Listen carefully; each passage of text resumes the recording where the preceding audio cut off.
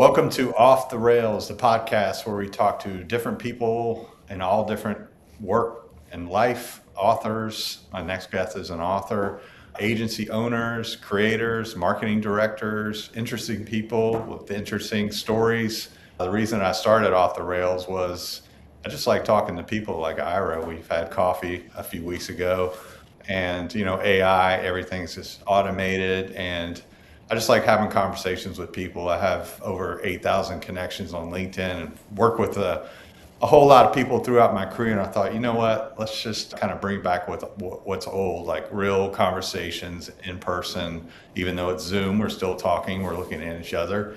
And I thought, let's just I'll create a platform to have all conversations about people's careers and their business, and even pick their brain about their life and their hobbies. So that's why Off the Rails was started. So without further ado, I'd like to introduce my next guest, Ira Gleser. He's an accomplished B2B Marcom veteran, also a best-selling author and an owner of Amplify Marketing Communications. Ira, welcome to Off the Rails. How are you doing today on this Thursday? Jeff, good morning. Good to be with you. In the spirit of our coffee chats, I did bring a cup, so I may be sipping on that from time to time. There you go. The branded Off the Rails. Love that. Maybe one day I'll be worthy of one of those mugs. But very good to be with you this morning, and congrats on the podcast. And I applaud you. Going old school and just having conversation. And I'm probably going to touch on that about 2 or 3 times over the duration of this podcast. But good to be with you. Yeah. Absolutely. I'm going to jump into the questions right out of the gate, unless you want to kind of tell our audience a little bit about your background. I know you work for some pretty accomplished brands. I'd like to touch on that, actually. Yeah, sure. Back in the day, we'd call it, give me the elevator story or give me the headline. So I used to tell people in my introductions, I'm a marketer who knows how to sell.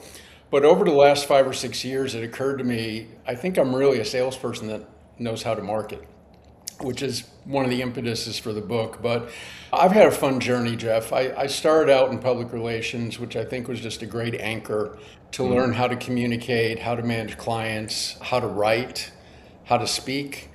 And at the time, it was with the largest PR firm in Atlanta, Conan Wolf, which was an amazing place to be. And then I dabbled on the corporate side. I worked with 2 of the biggest brands on the planet, Coca-Cola and Microsoft. I was speaking at a Rotary Club and someone raised their hand and said, nobody does that. I said, there's not too many of us that went from soft drinks to cloud and AI, but amazing journey, great companies, did a few other corporate stops, and then wanted to hang out my own shingle. As you and I have talked about, go back to what you know and love. And what I really enjoy is helping clients and organizations get their messaging right, engage with their key audiences in a proper way, and sprinkle in a little perspective and insight around business development. I mean, we all want to grow our businesses and be successful. So that's been me. I spent most of my adult life here in Atlanta. I'm a passionate Georgia Bulldogs fan, and I think we'll stop right there. Yeah, I won't say anything about that. But that's okay. Well, that's a whole other podcast. That's a whole other podcast. I know you launched, or you released your book about a year ago, Stewardship for Business. Looking back, what prompted you to write the book in the first place? Yeah, thank you. It really was 2 things, but the quick funny answer is when I launched my consultancy, I went to my personal board of directors, very successful folks in my network, and one of the things they told me to do is you've got to get out there, you got to speak, you've got to have a couple of stump speeches. So I actually created this topic as a talk, and it landed really well. And 90% of the time someone would come up afterwards and say, man, you need to write a book. And I said, well, one day I'll be old and I'll write the book. And when I left Microsoft about a year and a half ago, I said, it's time. And really was driven by 2 things. One is I'm at that point in my journey where I really am all about paying it forward. And you and I have talked about that. And I have 25 years of insights from managing customer and client relationships at a lot of great organizations. So I wanted to share the insights and some best practices. And the second reason is really what I've been observing over the last few years, and I think we'll talk more about this in a few minutes, but I've observed that the way I was taught coming up how to manage customers and clients, how to build trusted relationships, how to get to know clients and customers as people. I saw, particularly after COVID, we were starting to move away from that. Technology like this is part of the reason, but that's an excuse. And so I saw an opportunity to just remind folks that winning is really about driving more value into client relationships. And those are really the two motivating factors. You know, someone said to me, hey, you know, you're leaving a legacy and your book will be on Amazon long after you're gone. And that's kind of morbid, but that really wasn't in my thought process. It was really about, I think I have something to share. I think it resonates. Right. And it's something I wanted to do. And it's been fun. That's awesome. That's Yeah. awesome. I still haven't read it, but I'm going to. I have it on my desk. So Podcast hosts should always say, I read it, you know, I saw something on page 50. Come on, man. yeah, I know. Well, this is a completely honest podcast, so Okay. you know, I'm not going to fake it. But it is on my desk. I look at it every day, and Awesome. It's a beautiful cover, isn't it? yes, it is. So when you finally hit publish, what impact were you hoping it would have on business leaders and sales professionals? Well, in the spirit of keeping it real, I would say two things. I had no expectation or target for, hey, how many of these am I going to sell? Look, I'm not John Grisham, you know, but I had a hope that the principles would land well. And I would say that, you know, it's been 1 year since it's been out. It was 1 year last week. That's exceeded my expectations.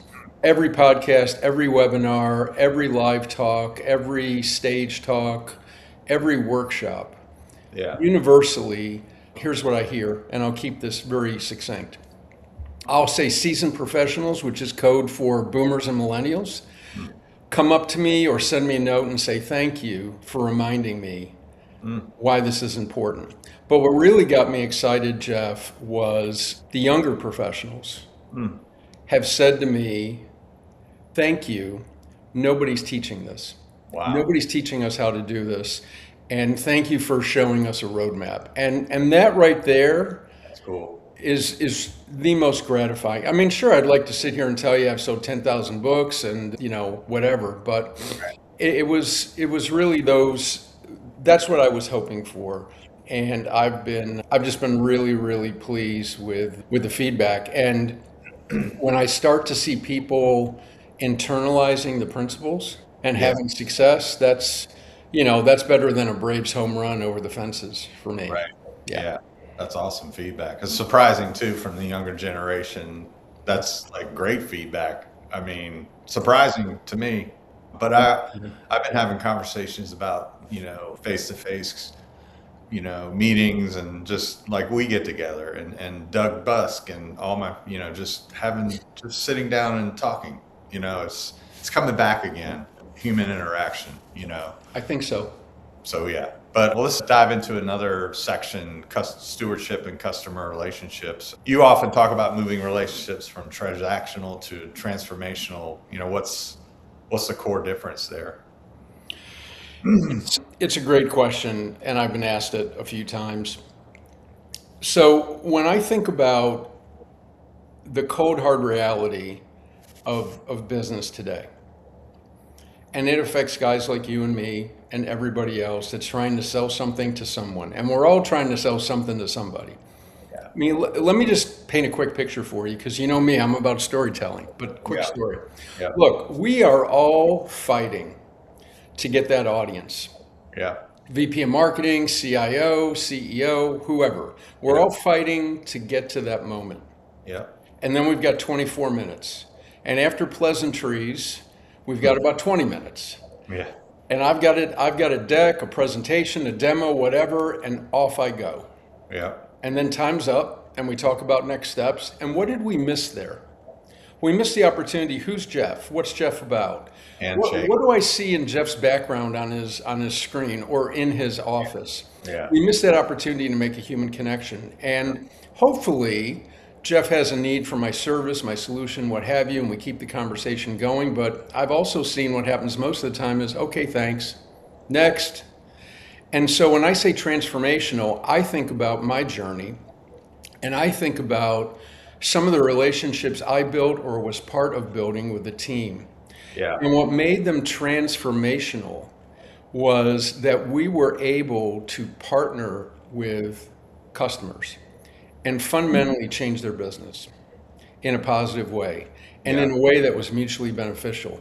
And that all sounds really, really cool. Yeah. It's a lot of hard work. Yeah. So I think the opportunity here comes back to, really the subtitle of the book. It's about driving more value, and hopefully we'll talk more about that. Yeah. But that's where we are today. Yeah. I've been to a few trade shows this year, conferences, and Yeah. you walk a show floor, and you see it in glorious color, where Yeah. everyone just wants to talk about features, benefits, solutions. Yeah. Hey, why are you here? What are you hoping to learn at this show? What are Right. two things that have really blown you away? And then if you went down that path, Yeah. the person might stop and say, well, maybe this will be my best stop at the show.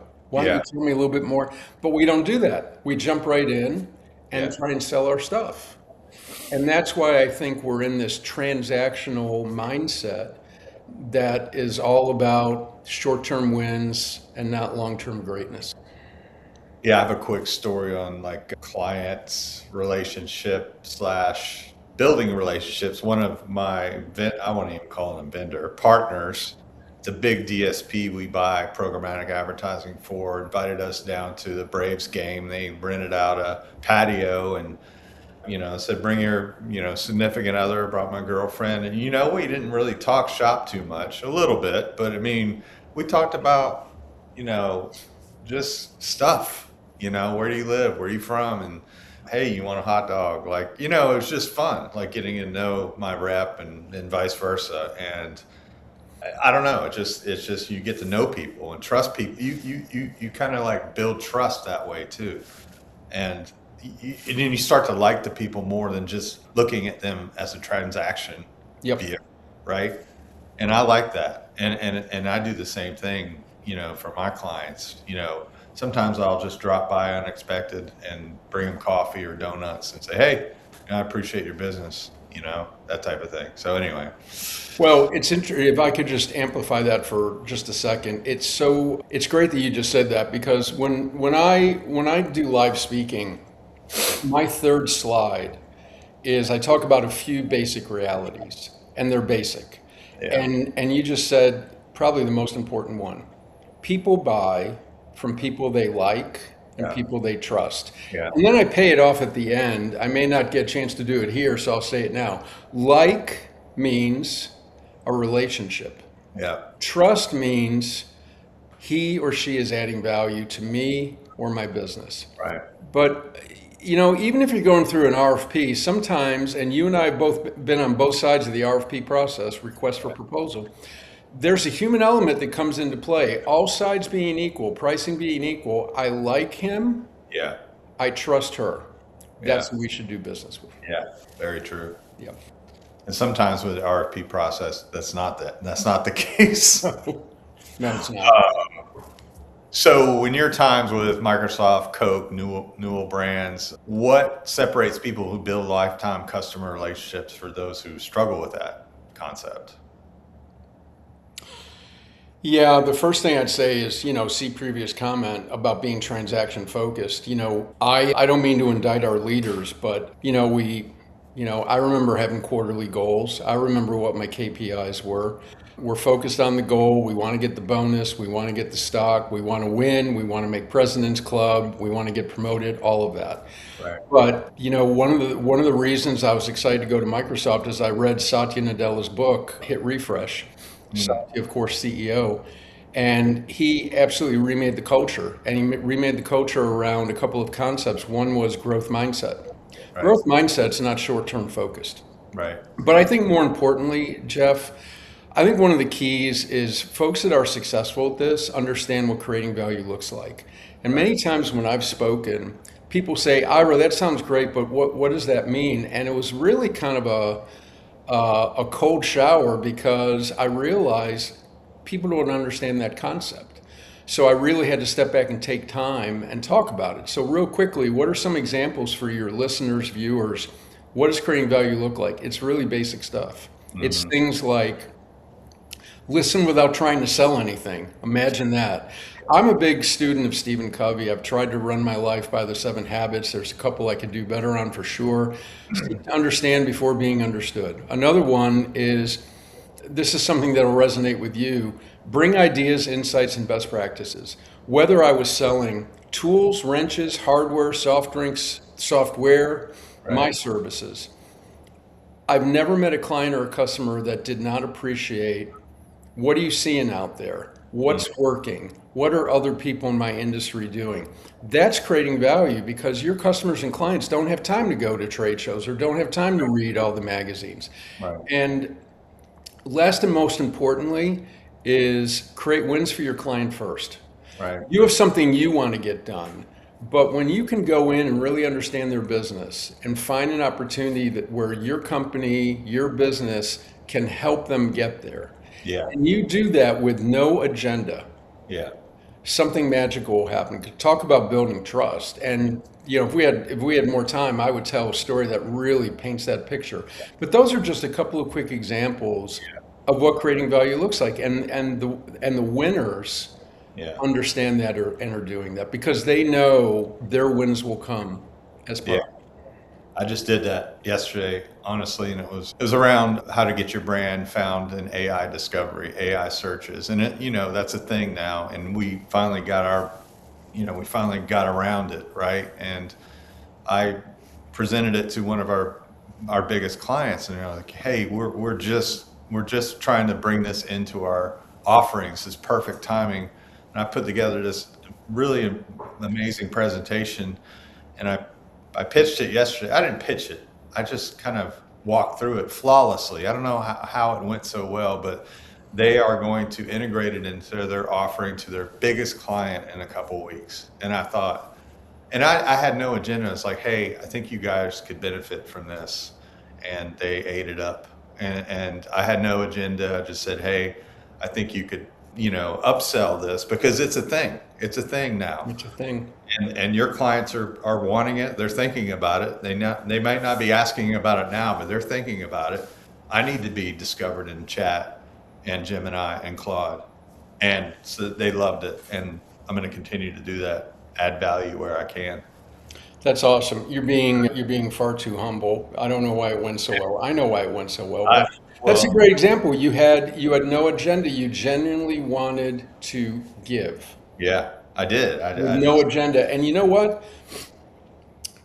People will sniff out, okay, what's the catch here? What's the hook? And when they say, wait a minute, he really has no agenda. He wants to share this. That's powerful stuff. Yeah, I'm not trying to pat myself on the back, but I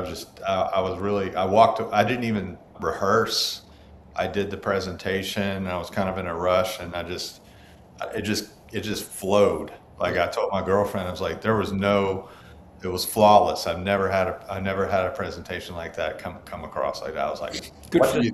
What just happened? But anyway, crazy. Enough about me. But can you share a story where like you invested in a relationship and it paid dividends like years later, or 2 years? It just kept, you know what I mean? It kept paying dividends. Yeah, it's a great question. I could go way back in the history of time, but I think one that might be a little bit more recent and top of mind is one of the things I was proudest of during my 4 years at Microsoft. Jeff, you and I talked about there's really no such thing as a new idea. It's just a pivot or a repackaging or a fresh coat of paint. But I took a page out of the playbook from my days at Coca-Cola, and in my role where I was responsible for being the industry leader and insights leader for food retail, which included restaurants, working with enterprise account teams around the country. I went to my leadership and proposed the idea, we should put together a council of customers.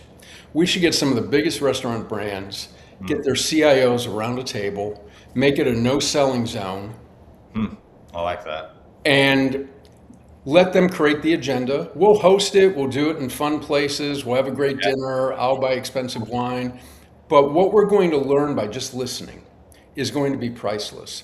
And as they put the agenda together, obviously they're going to say, well, Microsoft, there's this thing called AI coming along. Could you have someone come speak on it? Or they'll ask us to bring in a Microsoft partner or what have you. And so management supported it. Microsoft had never done that before. And I basically managed and led that, recruited. And we had, I won't name names, but if you think about some of the biggest brands in QSR, fast casual, casual dining, 12 of them were around the table. Okay. Wow. And so to answer your question, like everything else, the first, it's like going to a party. The first hour isn't great, and then you start to settle in. But by our third or fourth meeting, you could see the camaraderie. You could see people saying, "Wow, I thought these were my problems. Right. These were our problems." And the other guiding principle was giving back to the industry. The things we talked about, the solutions we chased after, were going to benefit the entire industry, the entire technology function within, restaurant and food service. Right. But to answer your question, one of the dividends that I didn't know if it would really happen, I saw it happen in my soft drink days, was what started to happen is because of the trust that I had built with these members, they were reaching out to me with questions. They weren't reaching out to the account teams, which was a little awkward. Yeah. But what I was able to do was turn that into an asset and really sort of coach up the account teams. In some cases, even being part of the presentation, so they could see a friendly face. Give me a bunch of crap. Ira, thanks for getting off the golf course to be with us today. But that's what friends do, right? And so not only were we sharing insights that benefited our entire sales organization, but we now had, I'll say 10 of the 12, we took the relationship from here to here because we were doing the things you and I talked about 5, 10, 15 minutes ago. And when members started reaching out to me, I reached out to my senior leader and said, how do you want to handle this? And she said, rock on, get with those account teams, and you're an asset now. And even since I've left Microsoft, I still consider most of those members friends. Yeah.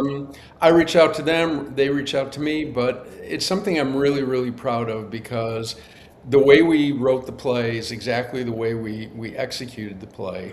And I know if I have a question or just need some quick insight, I know I can reach out to any one of those folks and, they'll come back and they'll give me an untarnished, real perspective. So that's one quick example. That's cool. Yeah. Last one for this segment. What's one thing every account manager, salesperson should start doing tomorrow to strengthen their customer relationships? Read my book and watch the podcast. Good answer. Hey, that's a crisp, fast answer. I'll give you a better one. In my book, Jeff, I talk about 8 principles. I'm not going to go through them. But the one, because I get asked this a lot, this has been awesome. What's one thing I could do tomorrow?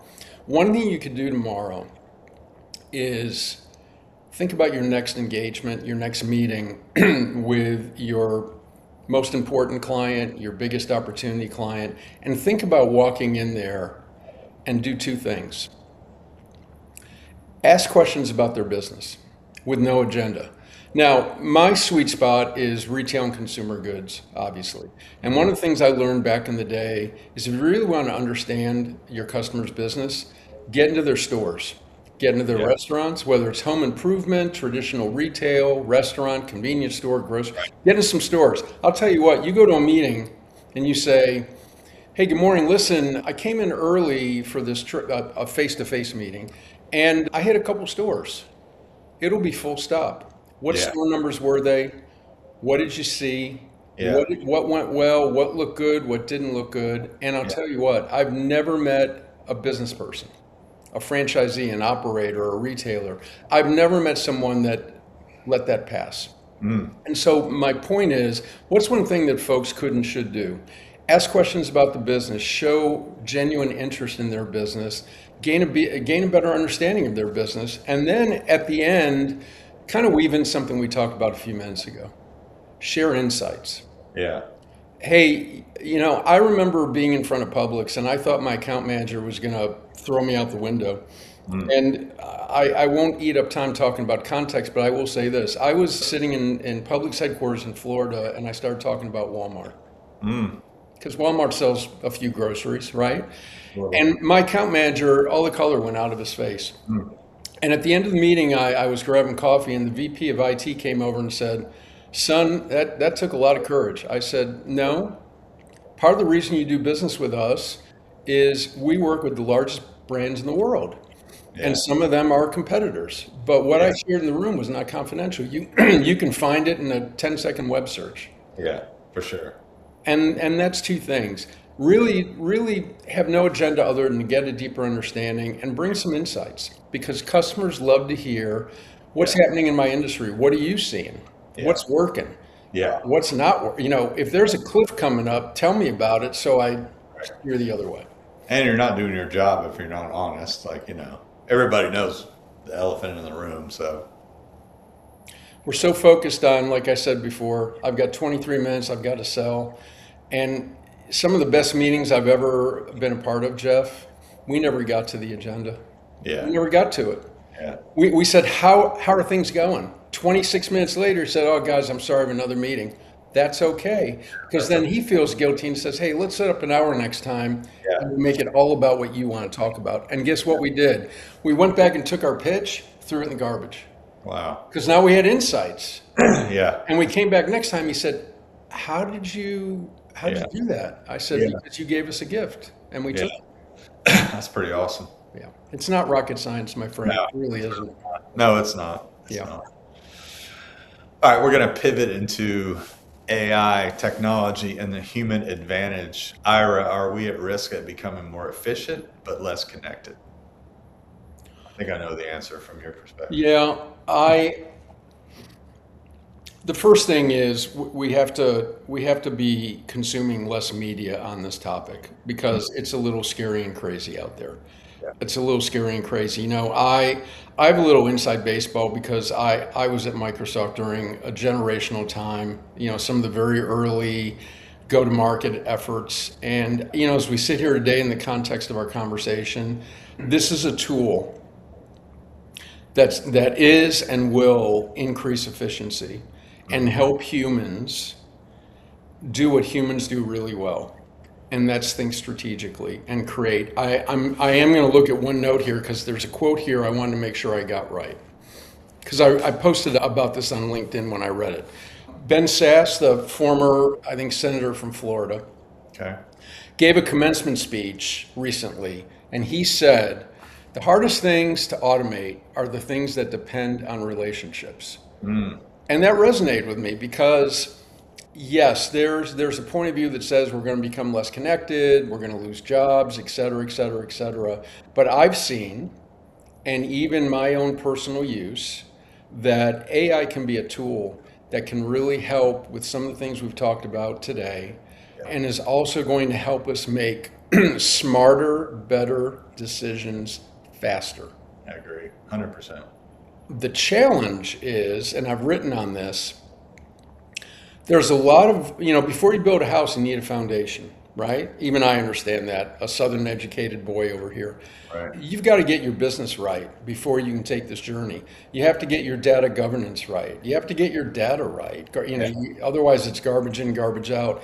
Yeah. A lot of businesses in the early days tried to do this themselves. And, someone smarter than me said, would you go climb Mount Everest by yourself? Of course not. You would have a Sherpa. Yeah. There are a lot of qualified, great businesses out there that can help businesses take this journey. So adoption and looking for early leaders. I mean, there's a recipe to make this work, but we have something new here and folks don't really know what to make of it because there's no playbook for this. And 6 months from now, we'll have a different take on it. But what I've seen and with some of the really talented people I got to work with that I stay in touch with, we are seeing folks that have adopted are seeing real results. Yeah. The problem is this is more than just having a good prompt. I mean, that was the fun part in the early, well, it's not telling me what I want. Well, because to make it work, it has to be a conversation. The Yeah. same way you and I are having a conversation. That's where great output comes from. But it's advancing every day, every week. It's a little overwhelming. But fundamentally, I don't think it's going to impact connection. If anything, it's going to become table stakes. The same way, can you imagine having a meeting with someone on Monday, 3 days from now, and you didn't check their LinkedIn profile? Yeah. Can you imagine that? Same No. thing. If you're not using AI to think about your messaging, to understand their business and six other things, Yeah. you're not going to be a winner. You're going to get left behind. Yeah. That's just Ira's opinion. Yeah. Right. I'm going to skip over my next question because you kind of answered it. So I'm going to throw in another one.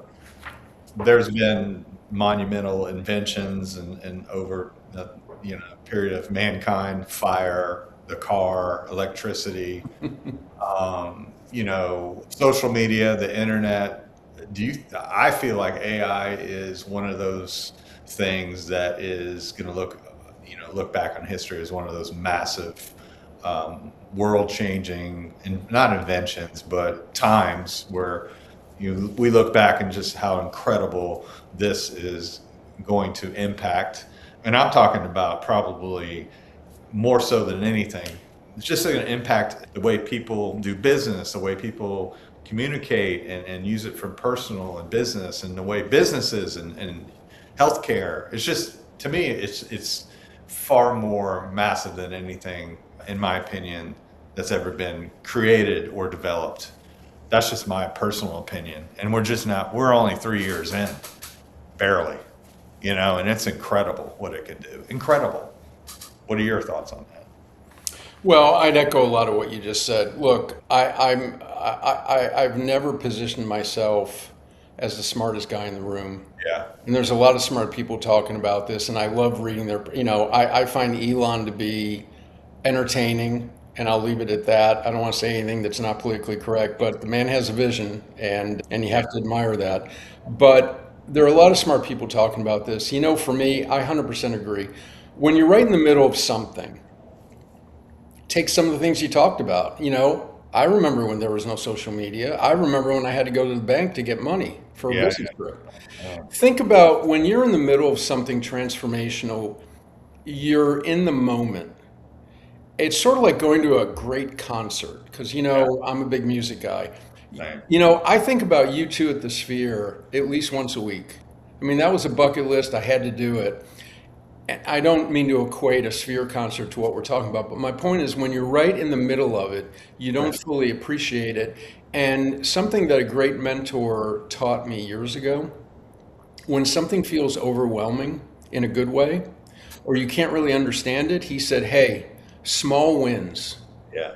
Go for small wins. Now, somebody who is a good friend said, did AI write your book? And I got this was, Yeah. a year or so ago, and I got deeply offended. And then I thought about it and said, actually, that's funny. And so in my early post in my book, I said, every word in this book was written by a human being. And I had fun with that. But the point is, yes, 2 years from now, we're going to look back, but we're right in the middle of it right now.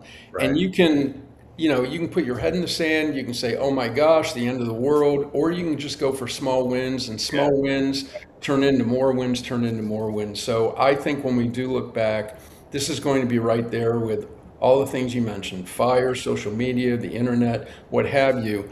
But we're right in the middle of it. And I think the best advice I would offer if anybody asked me is go for small wins. Yeah. Or as a client of mine said, just get started. Yeah.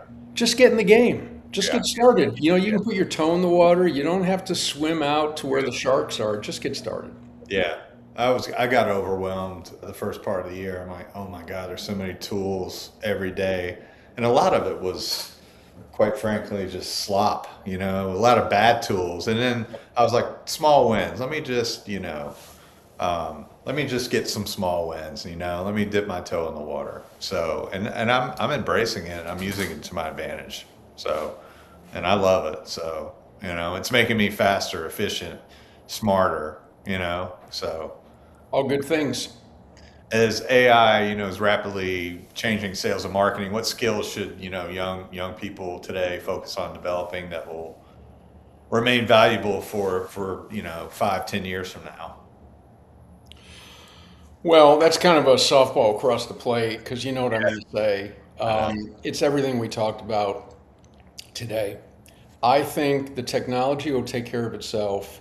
The young people that are coming out of school now are very coveted because they're native AI users. I Yeah. mean, it's ingrained in their DNA. They can walk in and they can make an impact in an organization immediately, which is very, very cool. True. I still think, Jeff, it comes back to the soft skills. Developing relationships in business is not a soft skill. It is a strategic asset.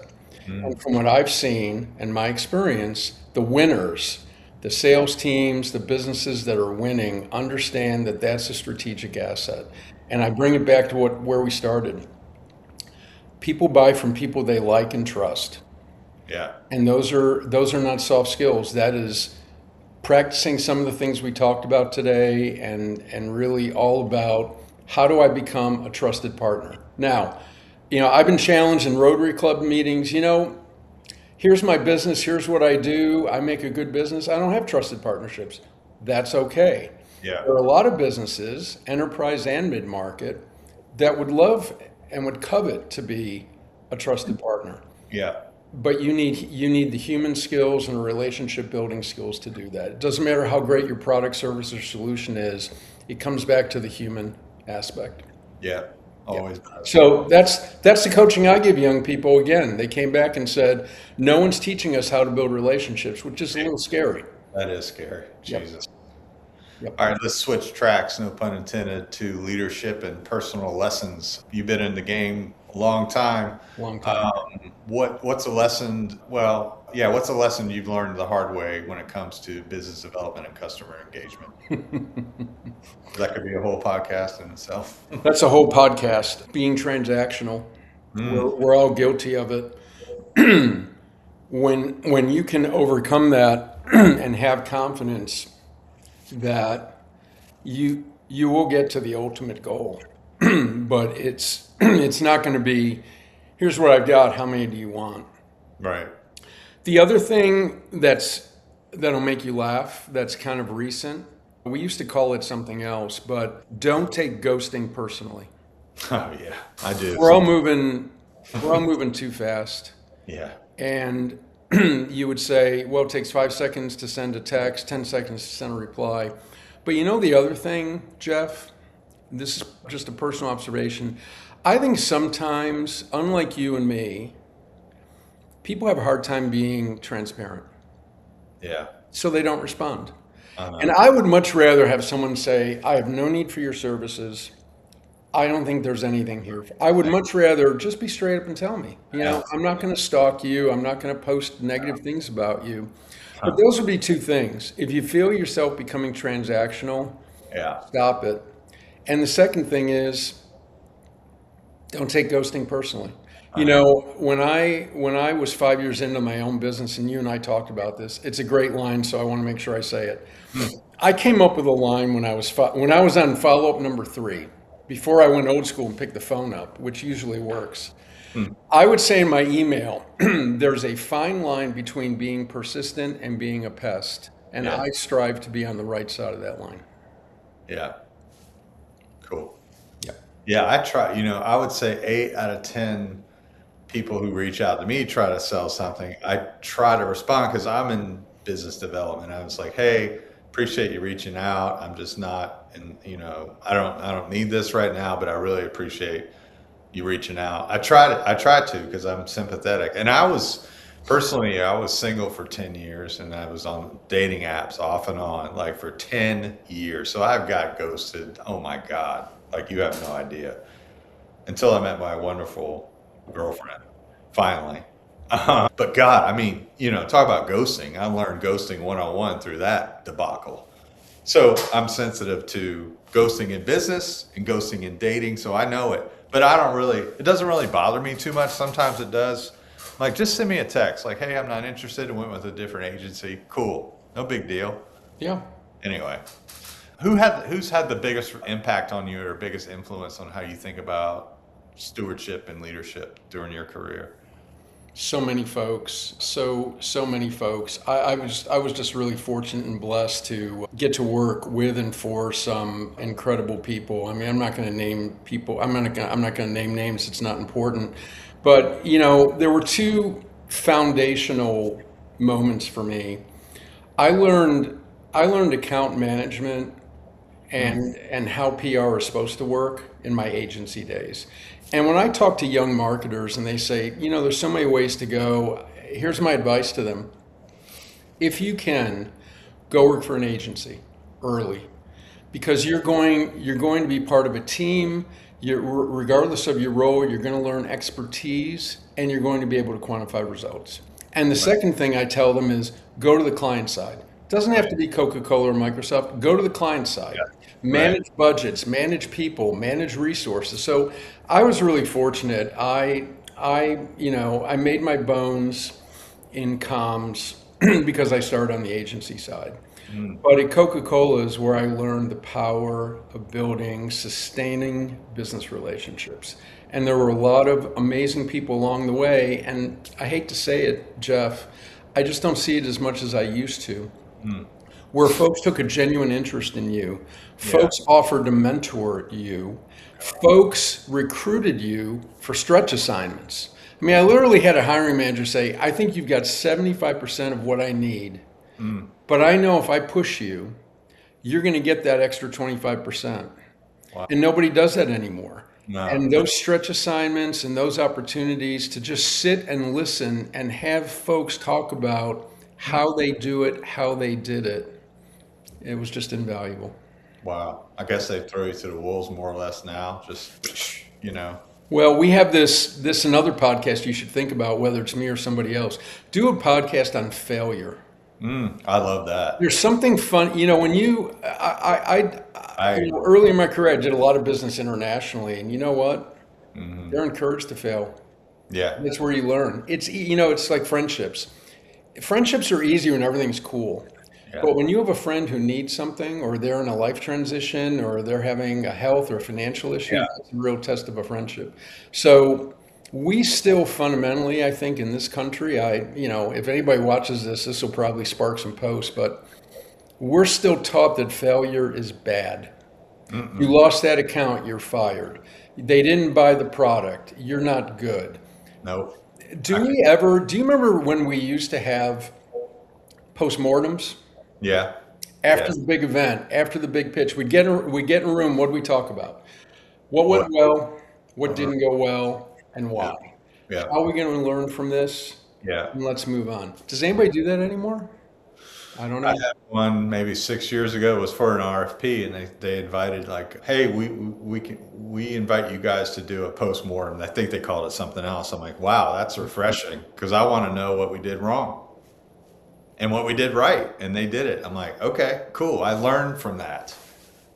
100%. And I have another. I love that. I'm going to do a podcast on failure because about a year ago, I think it was an actor, and it just hit me. He's like, I learned nothing from success. Zero. Failure is success.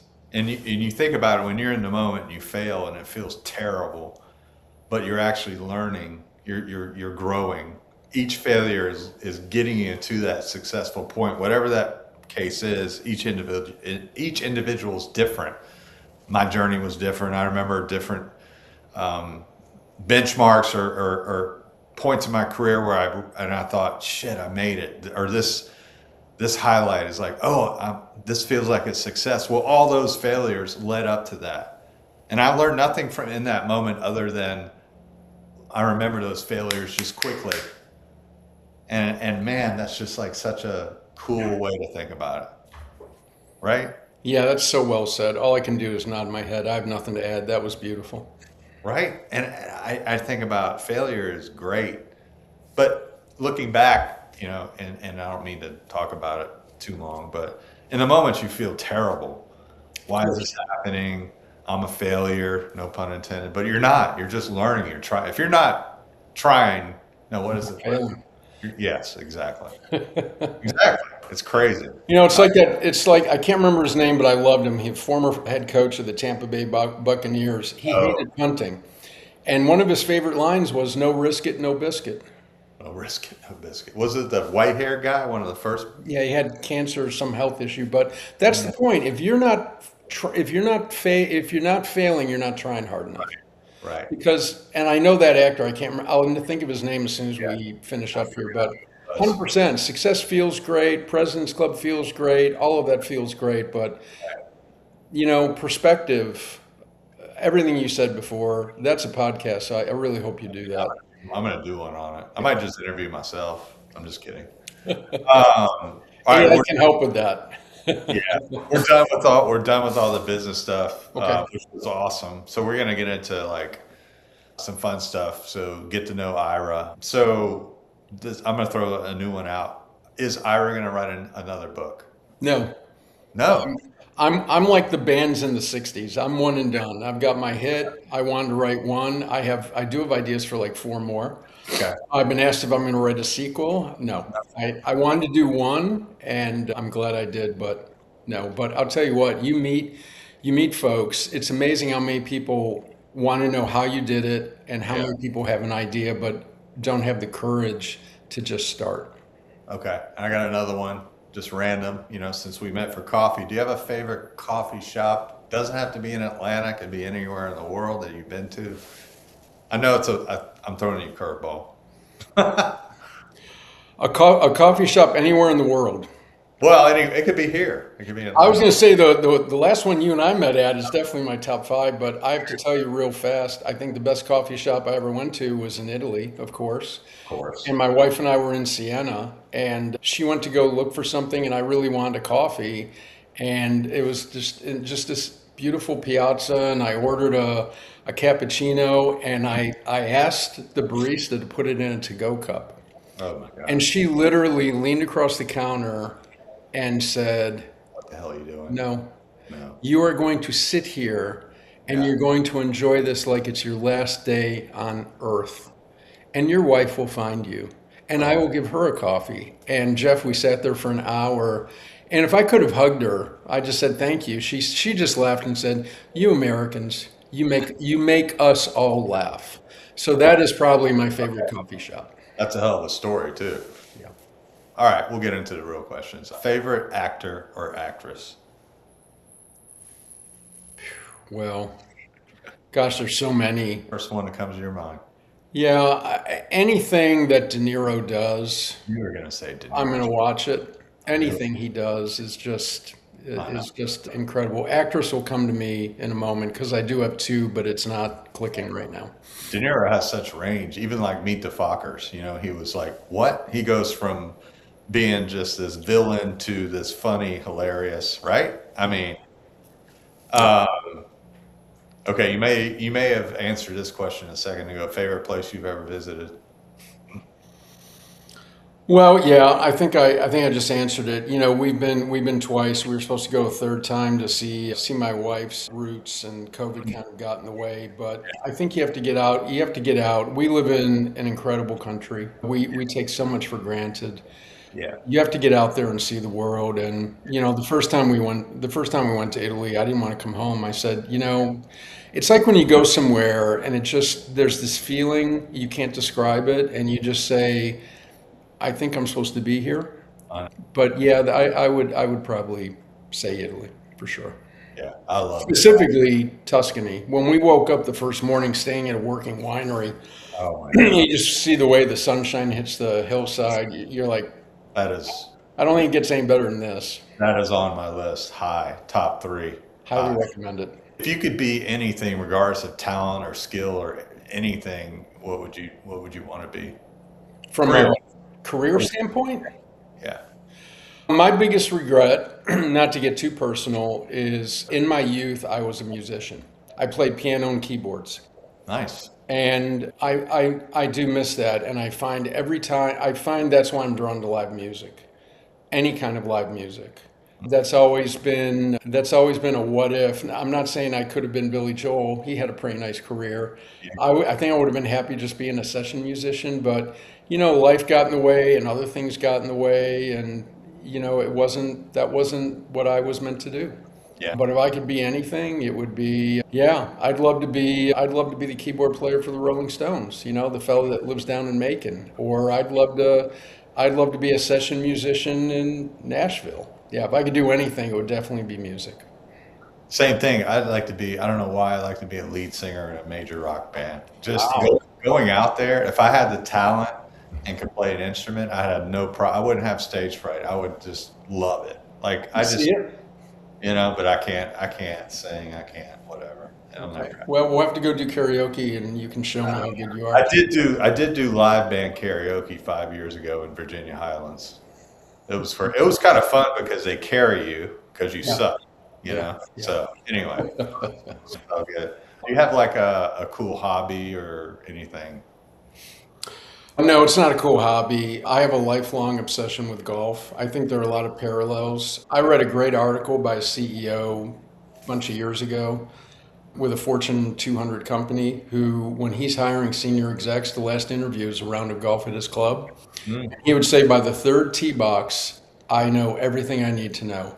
Problem wow. solving, character, working under duress, dealing with success, drinking on the job. I said, oh my gosh, golf is life, life Right. is golf. So it's one of those hobbies you never perfect, you're always learning.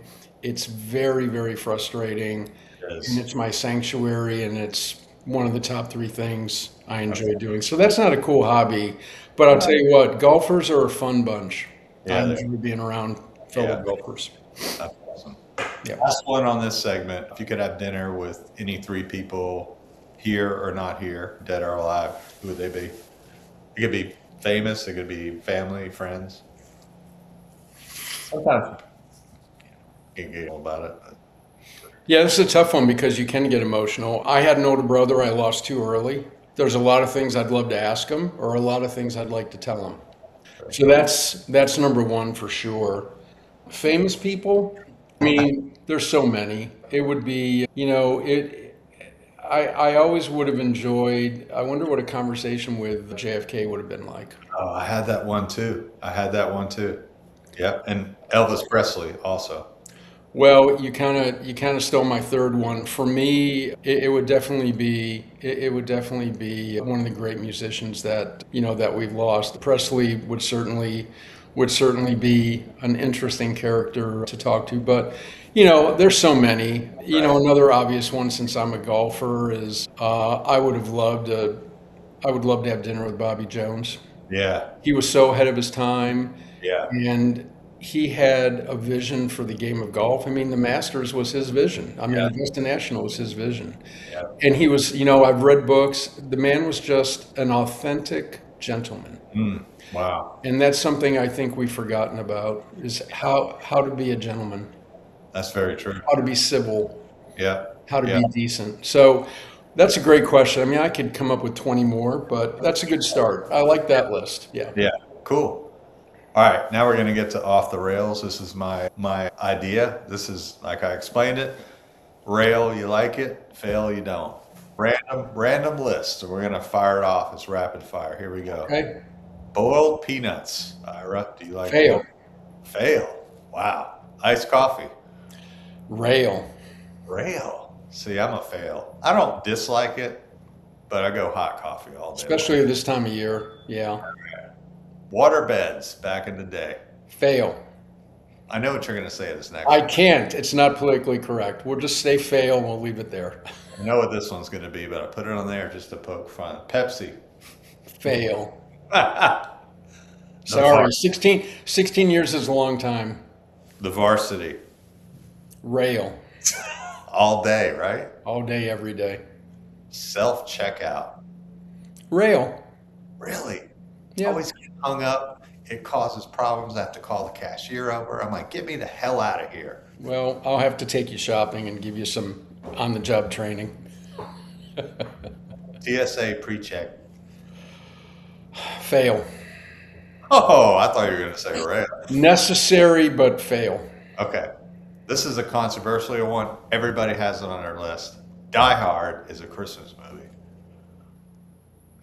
Are you asking me Die Hard is a Christmas movie? Masking is. That's an absolute fail. I agree. It's a fail. It's not a Christmas movie. Is it a great movie? If you like that genre, if you like Bruce Willis in his prime, 100%.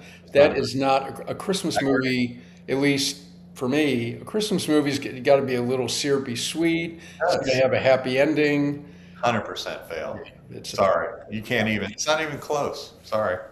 Just happened to be on Christmas. That's it. Yep. That's all. Cereal for dinner. Rail. Same. I'm when Jerry Seinfeld said I could eat cereal all day long, I said I love this guy. We like to watch it because, in his kitchen, you see all those cereal boxes, right? Every freaking one. Yeah. Have you ever heard of the 5 a.m. club? No. So it's like a lot of leaders and powerful people like get up at 5, work out, do prayer, journal every day, 5 a.m. club. Some even have the 4 a.m. club. I'm a fail. Like I don't get up that early, but it's called the 5 a.m. club. It's supposed to like start your day. You're going to be more productive. I'm like, fail. My earliest is 7. 100%. I'm fail on that too. Kudos to them. It's way that's too never early. going to happen. Yeah. Today's Saturday Night Live TV show. Capital F fail. I knew that was going to be the case. Crocs, the shoes. Fail. Ugliest things ever invented. Terrible, right? Yeah. Sushi. I'm a fail. I just can't get there. I've tried. I just can't get there. I can't either. The big green egg. That's a rail. Okay. Got to be patient. Got to know what you're doing. Yeah. A Bloody Mary, the drink. Unfortunately, fail. I'm a big vodka guy, but I'm not a tomato juice guy. Can't do it. I can't do it either. It tastes. You look beautiful. I can't do it. Plus, there's Worcestershire sauce in there, Tabasco. Yeah. What's going on? Yeah. Big couch sectionals. You walk in somebody's house and they're just gargantuan. Love it. Rail. Okay. Gas fireplaces, as opposed to real ones. I go fail. There's just something about a real fire, making a fire. It's so soothing. Yeah, that's a fail. Popping, the crackling. Crackling. Yep. Smell. Right. Yeah. What'd you think of the rail or fail? I always ask my guests, like, pretty fun. Oh, I love it. I thought about when I did another one of these, and I won't go deep, but it was with a really talented young fella, and before we turned the recording on, he said, "Listen, I ask everybody one question at the end. I'm not going to tell you what it is, and I'm not going to tell you what the question was, but it was a little deeper than 3 people you want to have dinner with, and it's really tough because afterwards I said, boy, I hope you're going to edit because I feel like I thought about that for an hour, but it just seemed that way. But rail and fail is great. I love lightning round because you don't really have time to think about it. Either you like it, you don't. Yeah, I think it's great. Really simple. You could have a lot of fun with that and throw some really controversial things in, but I try not to obviously I'm not going to go politics, No, that was great. That was Cool. Well, that kind of wraps up this episode of Off the Rails. Ira, we really appreciate you coming on. If you guys enjoyed the episode, please drop some comments in it when I post it on LinkedIn. Share with a friend. Spread the good word of Off the Rails. If anybody wants to be a guest, you know where to find me. I appreciate it again, Ira. Hopefully we'll have you on for another episode. Thank you guys and hope you have a wonderful day. And until then, see you guys later.